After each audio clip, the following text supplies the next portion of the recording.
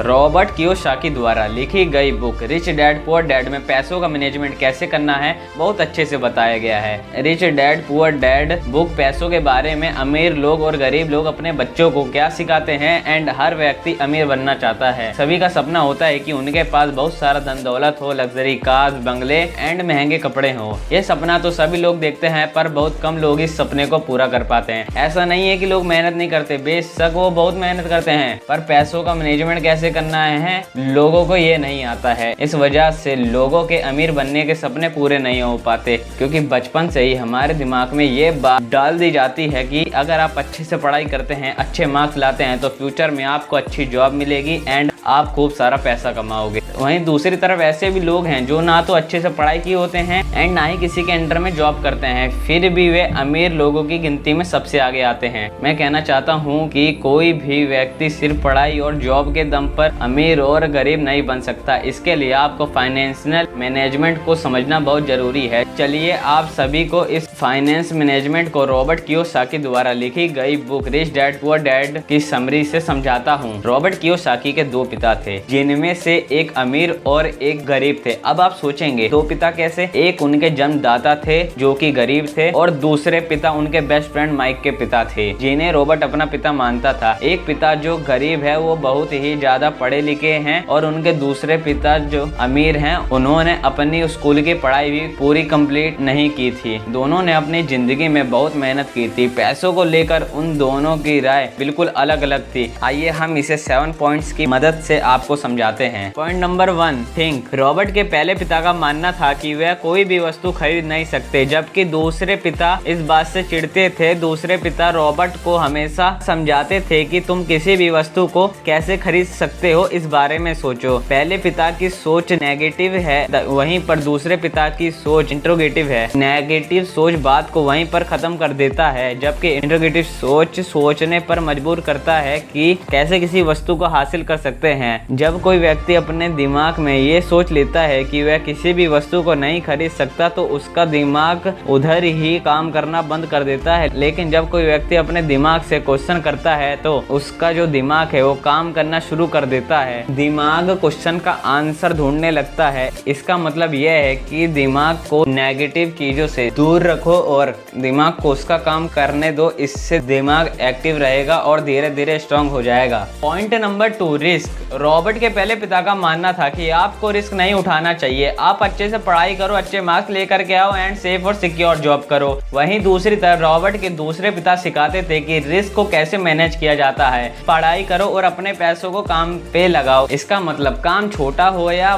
बड़ा सभी में रिस्क होता है। कुछ लोग रिस्क के डर से काम छोड़ देते हैं तो कुछ लोग रिस्क उठाते हैं और आगे बढ़ते हैं। जो रिस्क को पार कर गया वही सक्सेस हुआ एंड पैसे कमाने के लिए आगे बढ़ा। Point number 3, save money. वैसे तो सभी लोग पैसे सेव करते हैं, पर यहाँ पर सेव का मतलब अपने अलमारी या गुल्लक में अपने पैसों को सेव करने से नहीं है। यहाँ पर सेव का मतलब अपने पैसों को ऐसी जगह इन्वेस्ट करना है जिससे आपको उस पैसे की रेवेन्यू होती रहे। साथ ही साथ ये भी ध्यान रखना है कि पैसों को ऐसी जगह खर्च ना किया जाए जिससे किसी भी तरह की इनकम ना हो। इस बात से फर्क नहीं पड़ता है कि आप कितना पैसा कमा रहे हैं, बल्कि इस बात से फर्क पड़ता है कि आप अपने पैसों को कहाँ पर और कैसे खर्च करते हैं। Point number 4, focus on learning not earning. आपको सीखने पर फोकस करना होगा। आपका माइंड फाइनेंशियली ट्रेन करना होगा। आपका माइंड फाइनेंशियली ट्रेन होगा तभी वह नए फाइनेंशियल अपॉर्चुनिटी को देख पाएगा। कोई भी चीज सीखते वक्त आपको अपना माइंड खुला रखना होगा। आज के समय में बहुत सारे लोग जब उनके सामने विचार आते हैं तो वो उसे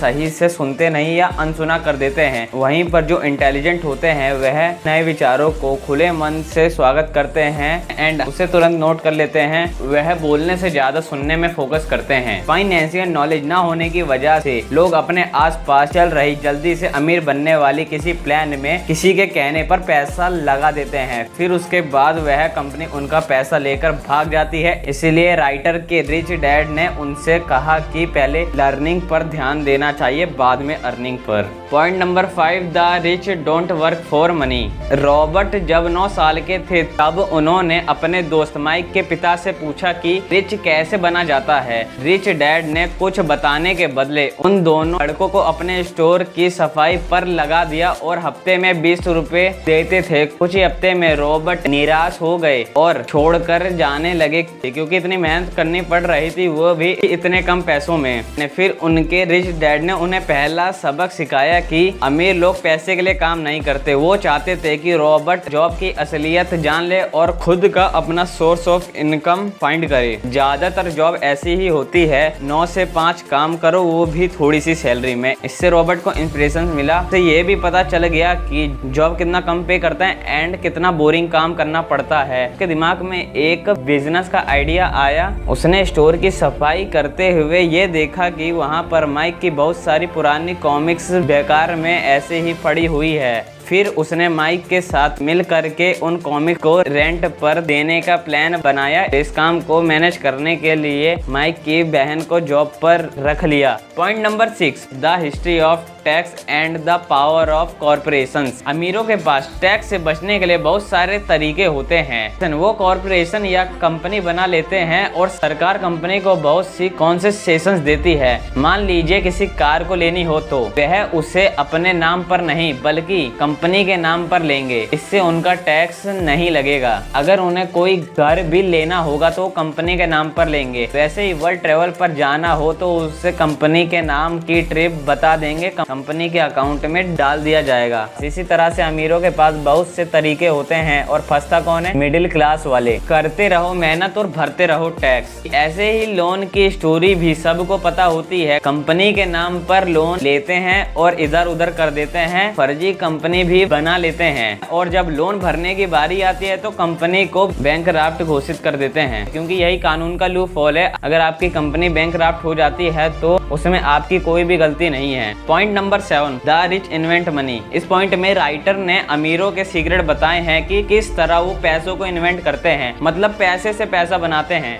आइए इसे 2 एग्जांपल्स में देखते हैं। नंबर 1, एक अमीर व्यक्ति ने देखा कि बहुत पुरानी बिल्डिंग थी जिसे उसका मालिक बेच रहा था, लेकिन बिल्डिंग बिक नहीं रही थी क्योंकि उसके आसपास बहुत सारा कचरा था। बिल्डिंग का प्लास्टर भी उतर रहा था। उस अमीर व्यक्ति ने वो बिल्डिंग बहुत ही सस्ते दाम पर खरीद ली। उसके बाद उसका रेनोवेशन किया, आसपास का कूड़ा साफ करवाया, वहाँ पर फिर गार्डन लगवाया और फिर बिल्डिंग को 5 गुना ज्यादा दाम पर बेच दिया।